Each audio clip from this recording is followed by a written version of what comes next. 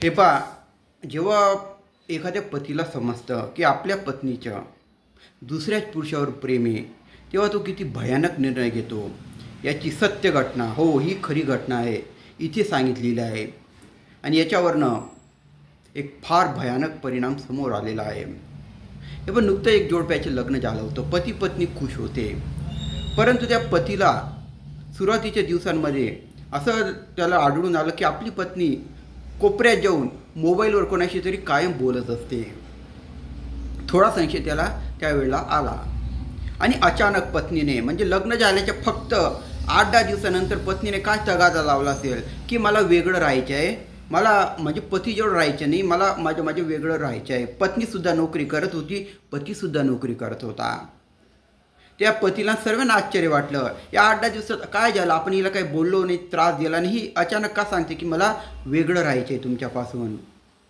सर्वांनी समजूत काढली, पण तिने काही ऐकलं नाही आणि ती तिच्या नोकरीच्या ठिकाणी चालली गेली. मग पतीला वाटलं आपण तिला शेवटच्या एकदा समजावून पाहू, तिच्या काय गैरसमज आला असेल तो दूर करू. पती गेला तिला भेटायला तिच्या रूमवर. तिथे त्यांचा वादविवाद झाला आणि ती तिच्या नोकरीला निघून गेली. त्याचवेळी पतीचं लक्ष तिथं ठेवलेल्या एका डायरीकडे गेलं. त्याने ती डायरी वाचली आणि त्याला जबरदस्त शॉक बसला.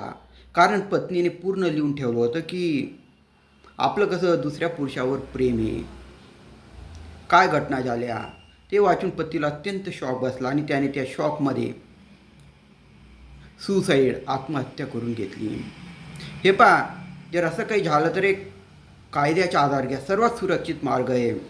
कायद्याने त्या पतीला घटस्फोट किंवा डिवोर्स मिळाला असता. 1 रुपया न देताही, 1 रुपया न देताही डिवोर्स मिळाला असतं. म्हणजे केलं कुणी आणि फळ भोगावं लागलं कुणाला.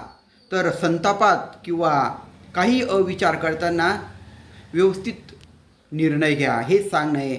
जीवनात काही होऊ शकतं, तर ह्या गोष्टीवरनं धडा घ्या आणि जेवढा कायद्याचा सहारा घेणार तुम्ही, सत्याचा सहारा घेणार, तेवढंच ते चांगलं असेल. जास्तीत जास्त ही घटना शेअर करा. लोकांना जागरूक करणारी घटना म्हणून सांगितलं आहे. ही सत्य घटना आहे. मी अजून सांगतो, मी नाव आणि जागा सांगितलेली नाही. त्या लोकांचे रिस्पेक्ट आपण ठेवू. आपण फक्त याच्यावरनं काही चांगला धडा घेऊ. करा शेअर आणि तुम्हाला काय वाटलं कमेंटमध्ये लिहा. करा शेअर.